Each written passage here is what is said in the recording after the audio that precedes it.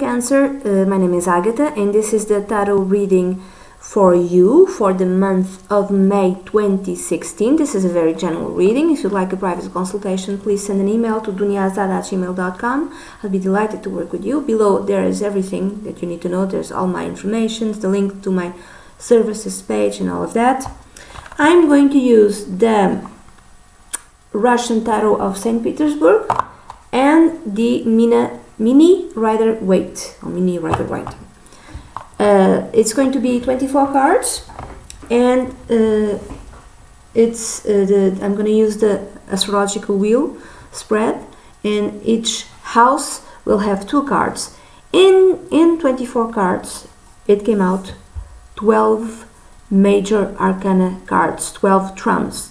So half of these cards are major arcana cards. To me, this means it's going to be a very eventful, life-changing month for you, Cancer, in May of 2016. Big change, like wow, Cancer, and good positive change. If you're seeing this video, it means that this message is for you. So, in the first house, which is the house connected with the self, with your body, with the way you see things, your perspective, the way you behave, you have the Chariot, number 7, and the 6 of Wands, or the 6 of Rods. So you have the Chariot and the 6 of Wands. This is, having a challenge, or going for a challenge, succeeding, winning, being victorious. So you are successful, you are victorious during this month of May 2016, Cancer. Whatever it is, you're going to be extremely successful. This can also mean that you might be moving during this month of May 2016. There might be some sort of moving. Why? Because this guy isn't on the Chariot, is on the car, and this guy is in top of a horse, so he's moving also. So another way of reading this is, because of the other cards, if you are connected with you might be connected with the races. You might be you might be competitively drive. Be involved with racing cars, and if you are, you have the potential to be extremely successful during this month of May 2016, Cancer. In the second house, which is the house connected with your values, the way you earn your money, you have the Judgment card and the King of Wands. So the Judgment and the King of Wands. The Judgment, it tells me that the way you earn your money is going to have like a big change. There's going to be a very big change. There was like a before and an after. Before May 2016, you used to earn your money in a certain way. Now you're gonna earn it in a different way, and it's gonna come from your talent, your extreme talent. You, I would say, have spent many years of your life, even in your career, developing some sort of talent, and you are an expert in this talent, whatever it is. You could drive cars, even competitive in a competitive way, but never achieved the sort of success you always aimed. So you are an expert in whatever it is. It could be like you are a singer, a songwriter, you write books, so you are a writer, or you can be involved in the new technologies. You can code. You can be a coder. So you can develop software solutions. You can create apps. You can even create games. Whatever it is, there's a great talent, and finally this great talent will bring you a total renewal of your financial life for the better. The third house, which is the house connected with vehicles, with siblings, with neighbors, the way you communicate. It's also connected with internet. It's the third house, and the 11th house is connected to internet. You have the King of Swords and the Justice card. So it can be read in different ways. The King of Swords is someone who's very pragmatic, very logical, very rational, extremely intelligent, makes long-term plans, knows 5 or 6 moves in advance, plans 5 or 6 moves in advance. He has a very large perspective of things. He's not all that emotional. He might be someone from an air sign, Libra, Aries. Libra, Gemini, or Aquarius. And the Justice card. You see, the Justice card. This figure is holding a sword, and the King of Swords is also holding a sword. The Justice card is connected with the Libra sign. So, if you have a sibling, that sibling might be extremely intelligent, and he might be, I'm saying he because it's the king, it's not the queen. He might be from the Libra sign. And this person, you might be in communication with this person, you might be talking with this person. Also, this might entail, signing a contract, or you might be getting, very good advice from lawyers or even from your sibling. And these two cards together also made me think that some of you might have developed a very important software, a very good quality app of whatever, a new concept, the new Facebook, the new MySpace, the new Google, the new whatever, and even a new game, because again, this entails talent and creativity. You develop something using your creativity, and this is extremely good. This is high quality. If it has something to do with new technologies, whatever it is, it's high quality. In the fourth house, the house connected with home, with your family, with your parents, also the inner self. You have the Strength card and the Knight of Wands. This also might mean that you need to move. There's a new opportunity which, because of your talent that arises, and for you to take advantage of it, you need to move quick. You need to have the strength and determination and the self-determination to go and move and take advantage of this opportunity and just move even to another country. There might be like a need to go on a trip rather quickly.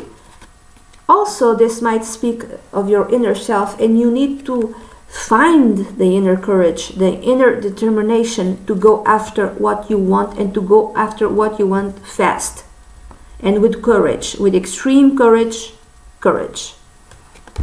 Okay? The fifth house, which is the house of children, the house of love, the house of sex, but also the house of fun and games, and the house of speculation. I'm going to read this more as fun and games and speculation. You have the Ace of Coins, or the Ace of Pentacles, and the Six of Pentacles, or the Six of Coins. So it's money in your fun house. If you've developed something just for fun, because you are extremely talented person. Let's say that you've developed you are an expert in some sort of language, in computer language, and in your off time you create games or whatever. It's all apps, whatever, just for fun, just because you like it, because it just brings you pleasure.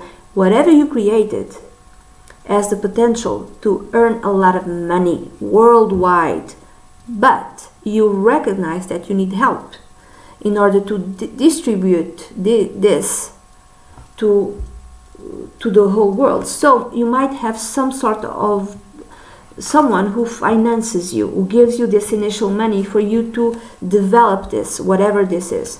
If it's not that, imagine that you are an athlete, or you race cars, and let's say you're tennis player and you're a very good tennis player, but suddenly you start winning everything. So this also would be the 5th house, because it's the house of games. Even if you do this on a competitive level, and you start winning everything, what that might entail. It might entail that you finally, sponsors are coming for you. So finally you start getting the big bucks, the large amounts of money, the big sponsorships, because you start winning. The 6th house, which is the house connected with your health and your work, the daily work, the work, also your colleagues, the work you actually do. I'm going to read this more as the work you actually do. You have two major arcana cards, because there's others. There's in the work, there's in the 9th house, in the 10th house, which also is also work and career and vocation, profession. I have a lot of major arcana cards, a lot of trumps. In the 6th house, you have the Empress and the Devil. The Empress is abundance and prosperity from work, and the devil can be, has positive sides and negative sides. The negative is that being obsessed with money, being obsessed with health, for instance, being obsessed with your work, being a workaholic, but it can also mean big money. It's connected with the sign of Capricorn. The Capricorn is the capitalist. Is the person who has like the monopoly, not monopolies, but it has like big business all over the world. This is the millionaire card or the billionaire card. I'm gonna say again that to me this is big money from your work, from the work you actually do. I don't know what type of work you do. Again, it could be you're an athlete, you can race cars, you can develop something, but it's the work that you actually do, that you produce, that will bring you the money. The seventh house, it's the house of the spouse, of open enemies, of contracts, also of competitors. I'm not going to read this as the house of marriage. I'm going to read this as the competitors. You have the Death card, number 13, and the 5 of Wands. So this is the Death card. This is a good card. It means transition. It means transformation. It means a before and an after. This is always positive, okay? Most of the time it's positive. Do not freak out. And then you have the 5 of Wands. I'm going to read this as extreme. There's lots and lots of competitiveness in your area, whatever area it is, and suddenly you are fighting, not metaphorically, against many. You are in a large pool of others who are really similar to you, who have the same type of talent that you, the same type of abilities than you, the same type of work ethic that you have, Cancer, and you have to compete with them. There's like suddenly there's lots and lots of competitors from all around, and you had no idea. That's why maybe you need someone to help you out. If you've developed something, if you developed a new site, a new app, a new game, a new app, whatever, you need this person not just to give you money, but to give you connections and to give you that something that will push you through above these competitors. Because there's lots and lots of competitiveness in this area, whatever it is. And if you are, for instance, a race driver, a car driver, I don't know, if you, or if you're like a tennis player, there's lots of people just, ready to, grab what you got. You've won something, but you have to keep on going on that path, keep on winning, because there's a lot of people that can take you the victory crown or whatever. The 8th house, which is the house of shared resources, also the sex and the occult, taxes, death. You have the Queen, the Death house. We have the Queen of Cups and the Knight of Swords. I'm going to read this as someone, maybe your wife, because it's the Queen, or if it's not your wife, a motherly figure, could be a mom, could be a grandmother, could be like a favorite aunt, someone who's older than you, who's wiser, someone who loves you very much, someone who's giving you advice. I'm sorry, who's giving you wise advice, and she is very intuitive, and she even might be a bit of a psychic. She might have like sudden visions and whatever, and she is advising you about the money you're getting. I would say this, maybe where to, where to keep your money and not pay that much, so many taxes legally.